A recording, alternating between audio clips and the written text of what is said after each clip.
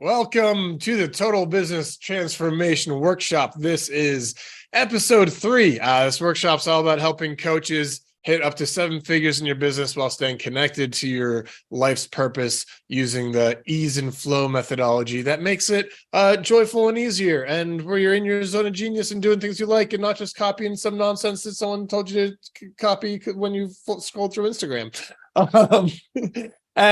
So with me, as always, is Kavita Singh. Kavita, thank you for coming and playing along. Oh, thank you. Thank you for having me here and having me go through these paths down memory lane to say what actually happened. Yeah. So today's episode, this is part 3 of a 5-part series. If you missed the first bit, go back to them. First one was all about getting clarity in your coaching, connecting that clarity to your soul's purpose. The second episode was all about confidence in your abilities, confidence to charge higher prices and not be scared and run away when people go, that's too much. And then you go, oh, I guess it is. And then you don't charge anything and then you stay broke. And this one is going to be all about messaging and marketing. And because this one's fun for me, because we're basically going to debunk a whole bunch of the myths of all the people that tell you, people like me, for marketers who are like, well, you need to have a niche, you need to have a framework, you need to have all these things, which like, yep, true. Like, yeah, it's all great. It can all help you. And freaking Kavita's over here, never done any of this crap and built a 7-figure coaching business. So it's like, what the fuck? How's that work? So we're going to get into all that and her story. And this again, how like the ease and flow method sort of being about like finding what works for you and what resonates and when, as opposed to fitting these rigid structures of what worked for someone else and what they reverse engineered from them. So thank you, Kavita. And so, yeah, we'll basically get into some of the marketing, all the gurus tell you, you gotta have a niche, you gotta have a framework, you gotta have this magical scale script. Kavita, I'm pretty sure, did none of those things and has a wonderful coaching practice. So Kavita, yeah, could you tell us, let's go back to like how you got your start in coaching and then how it kind of grew and evolved since then, and particularly like any like messaging and marketing that you did, how did that go? And then we'll get into like, hey, was there a target market and all these things that I'm guessing you didn't really have, but maybe I'm misunderstanding and we'll get into all that. No, you're not misunderstanding. But okay, how I started. I believe for me, I had my own set of challenges that didn't involve marketing and messaging and those things just yet. My challenges was the fact that at the time when I started, I was living in a third world country, which meant I didn't have reliable electricity to run my business, for instance. And there was not Wait, we need to necessarily call this how to start a coaching business without electricity. That's a hook. and there isn't necessarily, there might be a schedule for sure, but it's not like they always follow the schedule. So it's still unpredictable in that way. Um, so at least if you needed a formula in how that I started my business, it was truly about honesty and transparency. It's a policy that I still continue to build my business on, and I require from my clients in coming in. So for instance, in this case, I would be honest about my potential clients to say, hey, I might lose electricity. I'm doing this kind of thing if it's a webinar or whatever.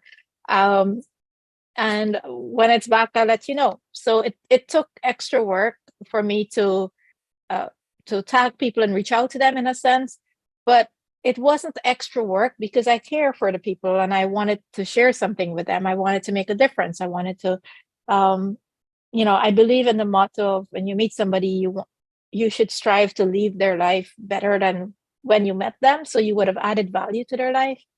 So all of those things worked naturally for me because I was showing up as me. So that was one challenge that I had in starting my business. The other part was was the money aspect, right?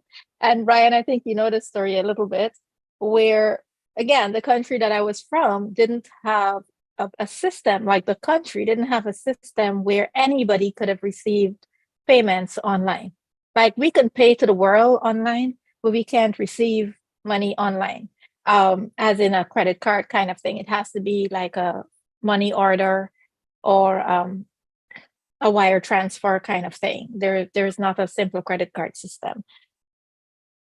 And therefore I was like calling up all the banks here in the US to figure out, like, did I miss a system, that this system exists and I don't know about it, or is it really that I don't have a system like that to work with just yet? Right. So there was that other part, which, because I was guided to do this coaching thing, I decided to coach anyway, regardless. I was figuring out how to get paid. So I did it for free, and I did it where people could pay me and all of that. That kind of choice. Like I was committed to my craft and I was doing it anyway. Um, because of that, I've had some really strange experiences. When I come to think about it now, I can laugh about it now. There were people who would find me online. Like I would make a post and say, like at the time I started with doing Akashic Records, which is having the ability to tap into your book of life, if you believe in past lives or parallel lives, it's multi-dimensional you, different choices you have, and deciding from that space what is it that you want to change so that it reflects in your 3D reality. Like you can make choices from that space, you can heal storylines and generational traumas and all that kind of stuff. um so that's what I put out as an offer, as a one-off session with people. But then I really enjoyed coaching, where we can have a conversation about something. Mm. And I enjoy empowering people to be in a position where they consciously choose to make a decision. Like you don't want any sort of fairy magic to choose to change something for you. You want to be conscious about your decisions, and then conscious about your outcomes, because that's how you can really keep your outcomes in your reality, right? You're not going to be like, oh, this is too much, dismiss it, or whatever other stories you might have happening. And as a result of me just stating the obvious, and I think my energy was different too in the way that I showed up. I wasn't like trying to pretend to be somebody I'm not. I'm not trying to fit myself into a system or a box or a whatever label. I really didn't believe in labels anyway. So there was all that happening. I would attract millionaire clients. Like, I've had this guy, I remember, he had a big factories. I don't know like how they found me kind of thing. But they would reach out and then I would respond to it. And I don't, not even to this day, I don't go to people's profile and profile them and see what they did and didn't do and all that stuff. I would always choose to trust my intuition first, and then have the conversation. And then if I need actual practical proof, then I would probably go somewhere and point something to somebody. Um, so he had none of this information up about him anyways. And that's what I saw in my mind's eye when we did the session together. So I told him, it sounded silly. Like I told him about the toys that I saw. It was like wooden toys and those kinds of things. And so I think the part of my business that I had to face was having the courage to speak things that even to me didn't make sense, because I had no evidence of it. But if it is that I saw it, I needed to say it, you know? And so I would say the parts that I have, and then the client would validate the pieces that was true for them. So in his case, he had a toy factory. I had no idea. He's like, do you know what I do? No. Oh, I actually do this. It's in, Hong Kong. This is whatever. I'm like, oh, okay. And then I received that part of the information. So that was one client. There was another client that she had tons of followers and was asking me for clarity, because she was at the crossroads in her business. And I again shared what I saw. And so it would I used to feel confused, like why would these people choose me? Like they have so much happening for them. They can, in the list of all the people that they can choose, why is it me? Um but I realized that, I was the one that wasn't afraid to tell them what it was, even if it was bad, bad news or whatever. I'd be like, hey, this is what I see. This is what's happening. This is what you can do about it. It wasn't just like, oh, this is a thing that's going to happen, end of story. Like, I have the ability to see why it's happening, how you can best make use of it, how it benefits you, what is your soul lesson. Like, those are the kind of conversations I love. So of course, they're getting the full works in all of this. They didn't know that signing up, but this is what happened as a result. And but that level of clarity for myself didn't come until maybe years later, because I was still puzzled about, why are they choosing me? Like, because I looked at it from a place of resources. They had so much resources, they could easily choose anybody, Yeah. right? So there was a divine alignment that was happening, that I wasn't in full awareness of, but I was playing the role nevertheless and being a part of that system. So it wasn't like a human strategic business marketing, messaging, whatever thing. So you But weren't I'll getting, pause there. yeah, you weren't getting your clients through targeted messaging. It was through divine alignment. And like, yeah, you're kind of showing up with that clear energy. So yeah, kind of again, my world, the way to attract millionaire clients is you learn all their burning pains and what's going on inside their mind and all the things. And you, I'm guessing, like, it sounds like you kind of wrote these posts and you got people that way, but doesn't sound like your posts were like, you know what it's like to be a millionaire and you're sad and you're running a toy business and then Gary keeps fucking up your toys or whatever. Like, you weren't doing that. You were, it's like, almost like, yeah, what were these posts? It's my kind of guess is like, it just coming from like, you're just like very clear, being yourself, putting out like the general thing of who you are, how you help people, and they were like resonating energetically with that versus the like hitting the specific like wording. Right. And mind you, this was back like 2014 and all of that. So it was a space of coming from, hey, I like, this is a thing that I'm offering. This is what you can get in this sort of session. Like, that was literally my post. And here's the link to sign up. That was it. Like, I didn't necessarily spell out who it was for, or any of that. So people, it was really an energetic thing that I was working with. Up to this day, I still work on that principle. Like, they felt the energy. Like, so this is how my clients know. Like, they would be like, oh, this is the place that I need to be, or I need to connect with her. Like, that's sometimes all that they know. And they come in, and then we both find out why we're here in the room together and what is it that I'm supposed to help them with. So yeah, so have you ever had an avatar?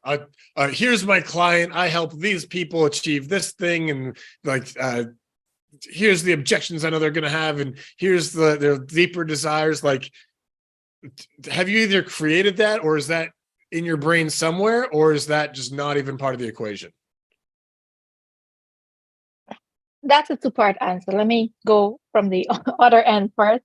I have focused a lot on how I can help people and how I can. So my clients are either facing change, or they need to transform something. And my best clients would be the person who would be willing to face that change, right? Not like resist that change. Yep. So I was navigating that part. Like, I knew that they needed to have the change. And then I realized, wait a minute, not everybody really wants this change. And so I was really in that space of sorting that out. So I wasn't in the headspace or anything about thinking about what is my avatar and any of that kind of thing. I mean, being so long in the business, I do have a sense of that now when I can articulate those pieces, but I still don't necessarily always go towards it. Like, it's so you've seen me do intuitive, looking at people and knowing what the thing is happening in their life. So I can see for a whole lot of people, it's just a matter of if they want to do it with me. And we can easily navigate that when we speak, because I can see if it is that the way I operate with life and the energetics and the dynamics, if it's in support of the way that they operate, or if it's not. And if it's not, I can give recommendations about people that I know that would be better fit for them, that would make it work until, if our paths need to cross again.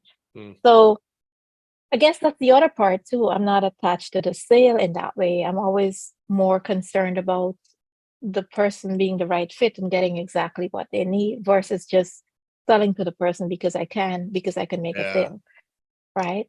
So that was the other part. But the avatar piece, I wanted to name, so this is the second part of it. When I do have a client with me, I've usually given them the privilege to be shoulder to shoulder with me, not like putting me on a pedestal and they're like beneath me kind of thing. It's like, hey, I'm part of your team. I'm here to help you. We're going to get this particular thing done. And you're going to have the outcome of that. But if you're with me, you're also going to get to have 10 other things. It's going to be beyond whatever you started with, because that's how we work anyway. So there's a little bit more digging at the beginning of the process, but trust me, the outcome is always going to be, you know, beyond your wildest imagination. Um, and so because of that, it also helps me to be in a space where I don't, again, necessarily think about the avatar piece, but it's just about how can I have this person not stay in their potential, but live that potential, make it real life, bring it and create beautiful memories while they're on this journey. So it's not just, oh, we need to rush to the finish line, and also get the outcome, and then also get it in a way that maybe they have not thought of it before, and it has an even bigger impact, or it has more precision. So something that they probably didn't address in their childhood, it's now being addressed now. So there's a lot of nuances that get sorted out in the work, um, but it's ultimately fulfilling. And sometimes the experience is like, oh, I've finished this chapter in my life. Now what? Right? And then they have to decide if, okay, do I want to create another journey with you? We can do this other thing now that we got that piece sorted out. So it was until I met you in Miami, I believe, where I was laughing at myself because this conversation came up in a group setting. And I was like, no, I created the reality, like the whole universe thing. I created all the pieces for the reality thing, but I never created me as an avatar in that reality because I was so connected to people having their experiences, Yeah. and I was not doing that sort of pedestal thing. So even at that point recently, I had to chuckle at myself like, oops, I could choose to do that now for the fun of it and enjoy that element as well. But it wasn't a necessary element, is what my point is, Yeah. at the time that I Yeah. started it. That's Yeah. what I'm doing, right? Yeah, yeah, that's great. Like, yeah, it can be an awesome thing to have. And if like you're not kind of nailed on that, like there's other options too. It's kind of again, getting back to like where your energy at, what's vibing with you, what kind of works for you versus like the being shoehorned in the here's the path that works for everyone.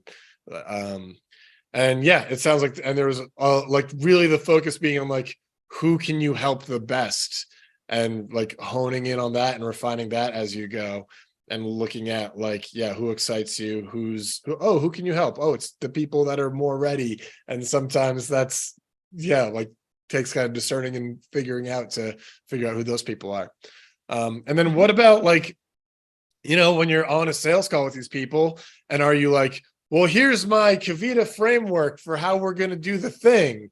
Like, what about this? Like, you need a coaching framework. Do you have one that you walk people through? That's like the sales pitch part of the sales call, or how does this work? Yes.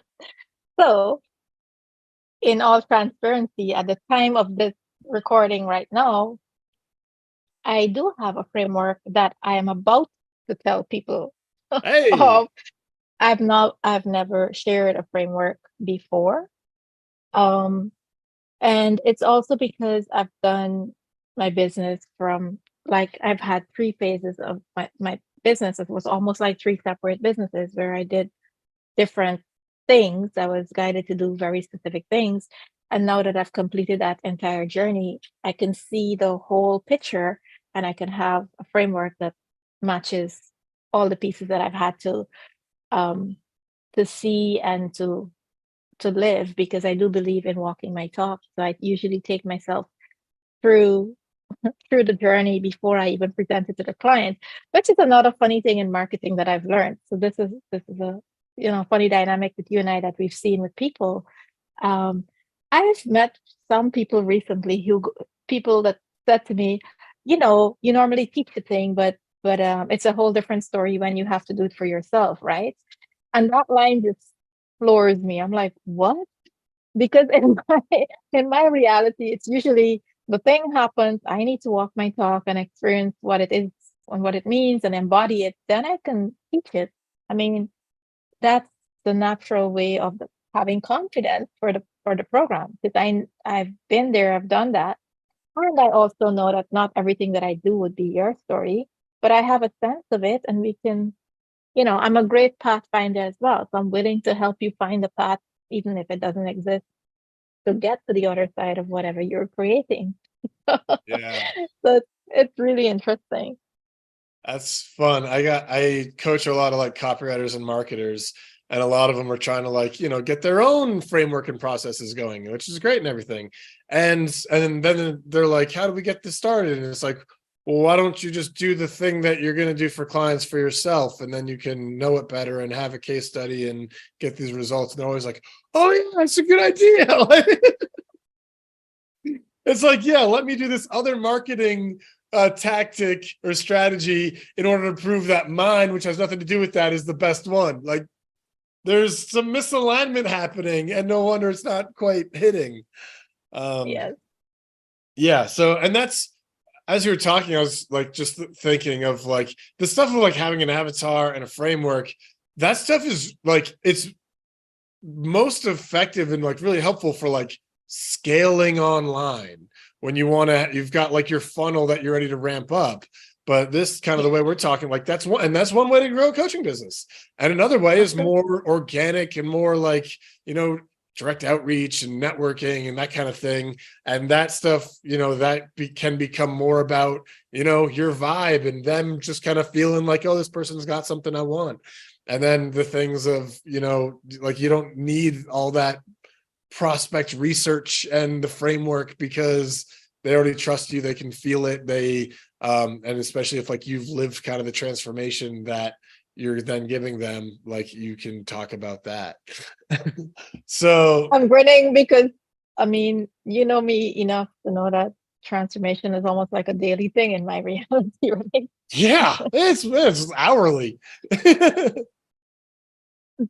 So, And so there's that. But I want to say something while we're here, Brian. You mentioned, the organic plus the models, and there is no wrong way per se for anybody who's yeah, watching this or listening to this, but it is good to have, from my perspective, to have that organic piece in there, because it gives you the freedom to see what you're really about. What is it that yeah, really matters to you, and how you show up, and how the elements of your business that you truly enjoy, versus getting caught up in a structure that you want to use, but you don't have this clarity about yourself just yet. And so you run with the structure, you milk it for what it's worth. The structure becomes dead. You need another magical formula. And then you're running to find the next hamster wheel yeah, effect, right? Like that, you get caught up in that loop. And then the very thing that you wanted to achieve in your business, you created, and essentially created your own trap, you know? Um, so just be mindful of those pieces.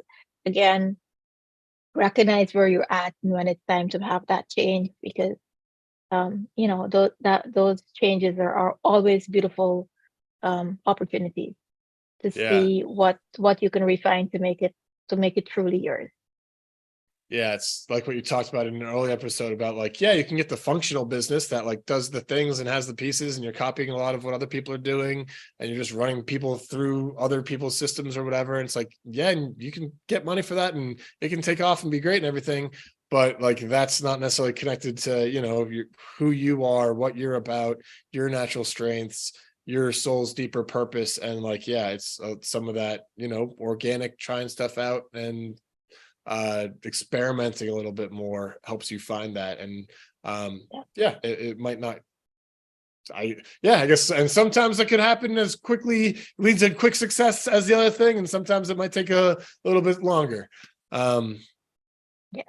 yeah, and the other piece I wanted to get into before we go is you need a sales script, don't you, Kavita? I didn't even know sales script was a thing until I came on here. Listen, you can't close a millionaire client unless you walk them through their desires and their pains and the things, and then you got your little magical questions that trap them or whatever.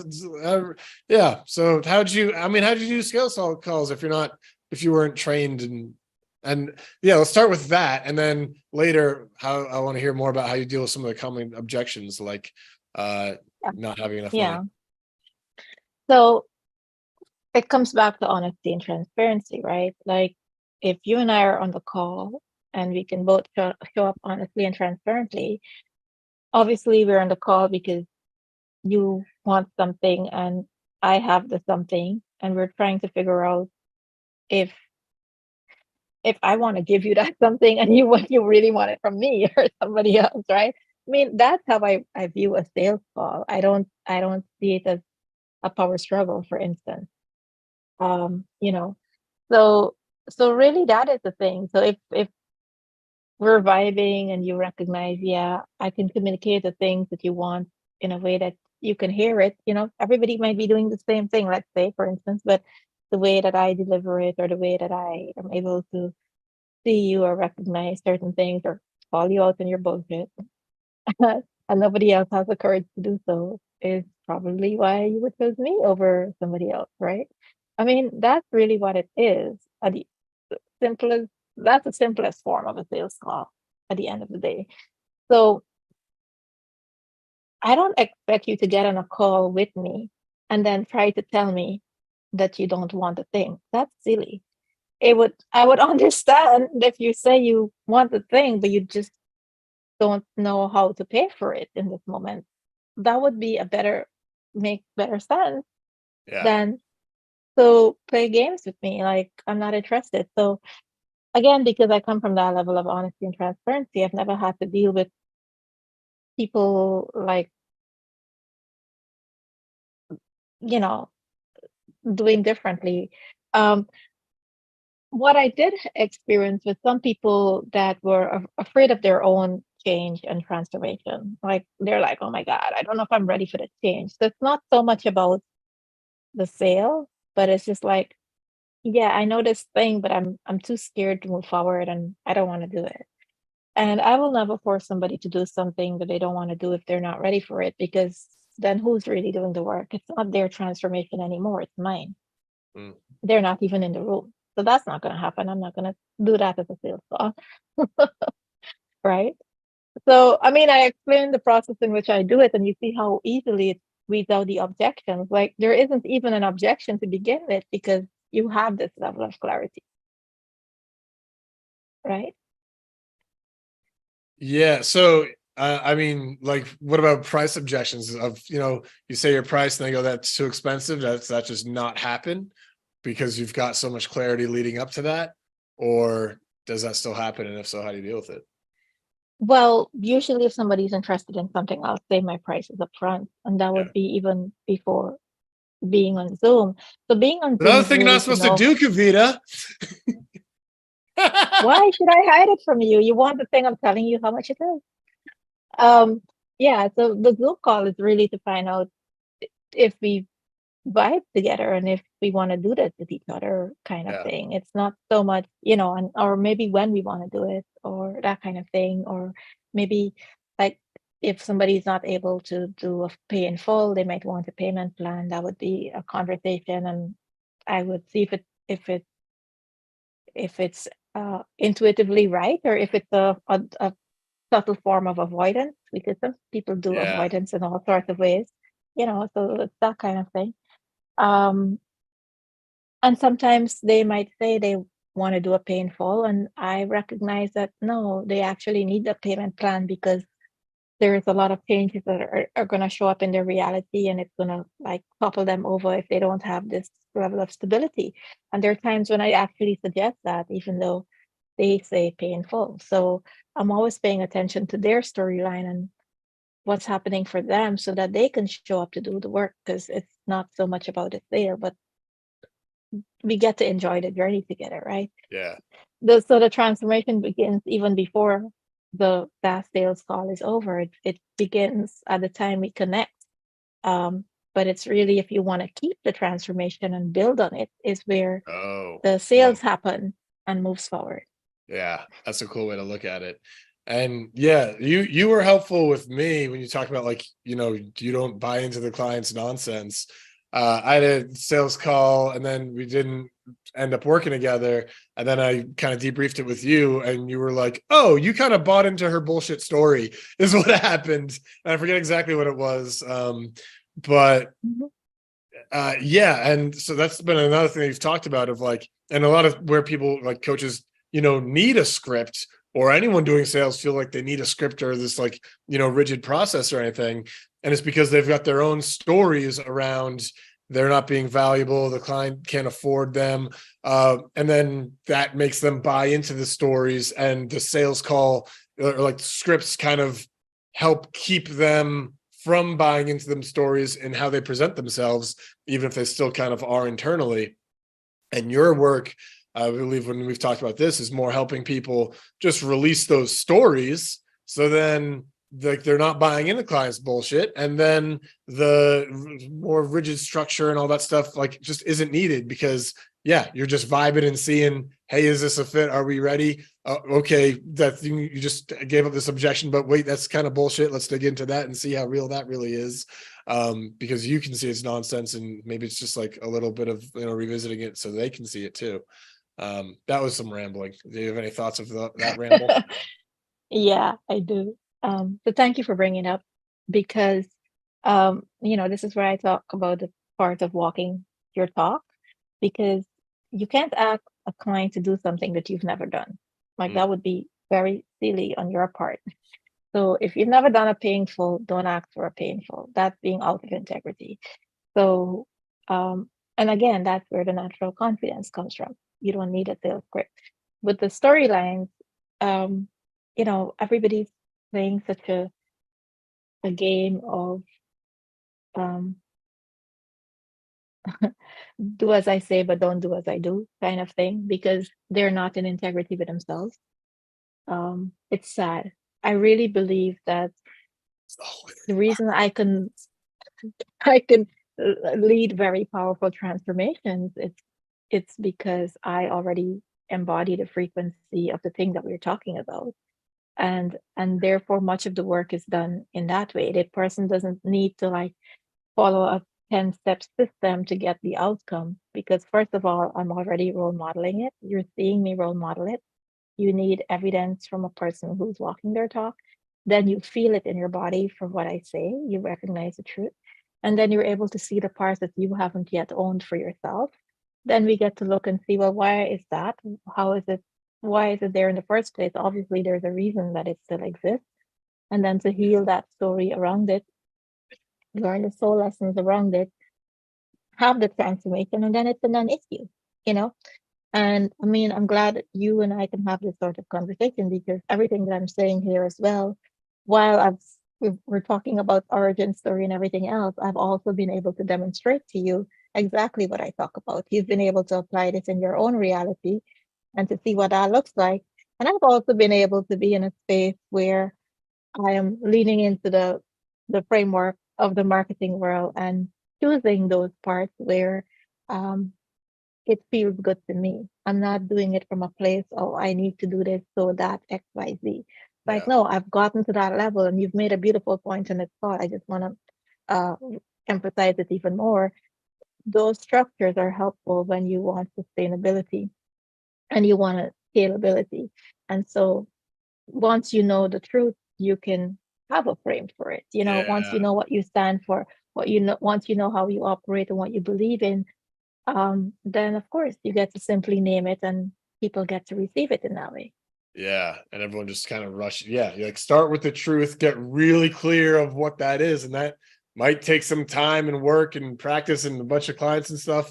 And then you can, yeah, name it, label it versus just Yeah. like, coming up with the names and labels and all the things, which exactly like we talked about before. And that could take off, but, eventually you might resent it or it just kind of burns off and dies out because it wasn't actually grounded in like and all that much reality or yourself or that much truth because it was just it was just a functional thing that could help think people for a bit and then you lost interest or it just died out.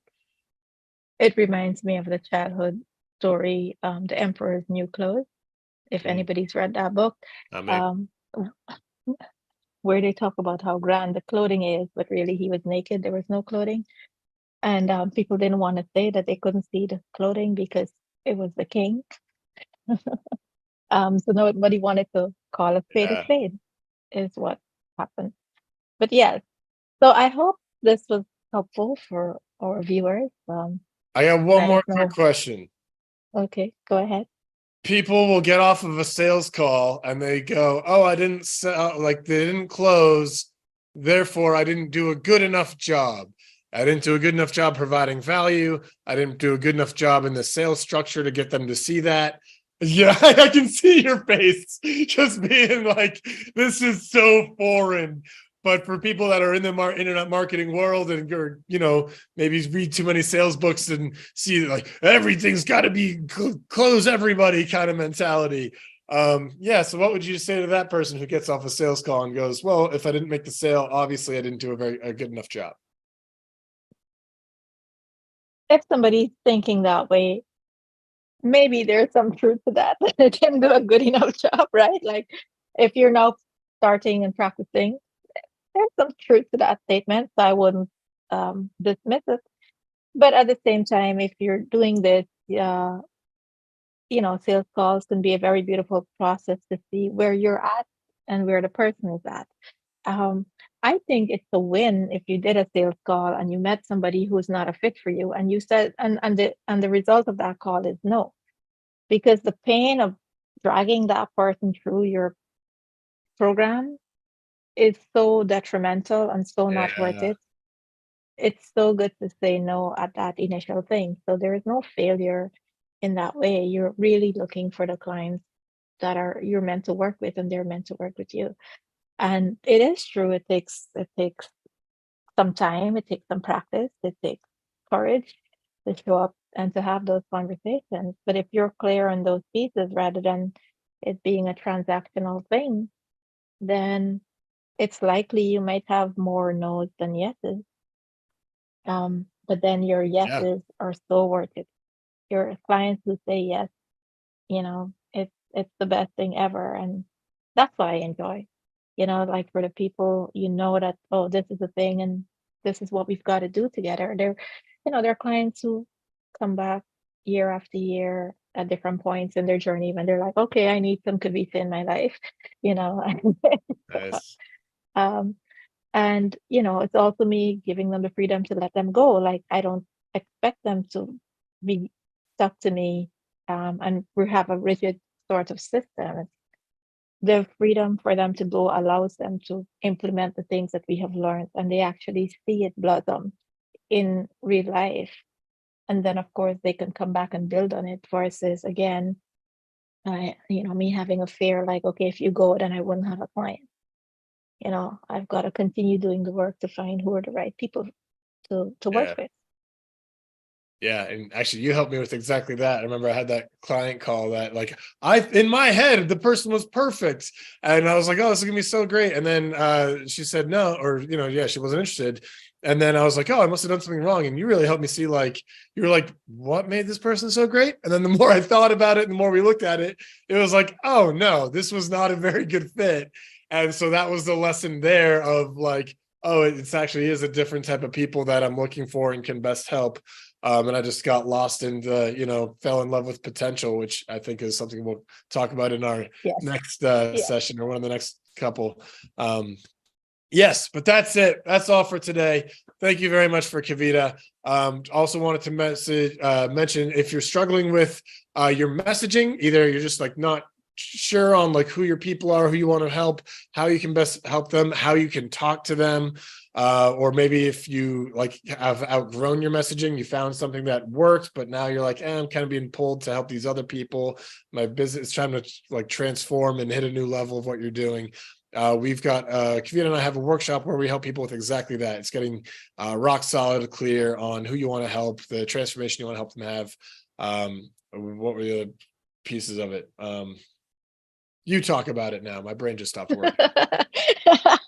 Yeah, so you've seen us like walking our talk, coming from two different realities, two different zones, and you're getting the best of both worlds in coming into this workshop.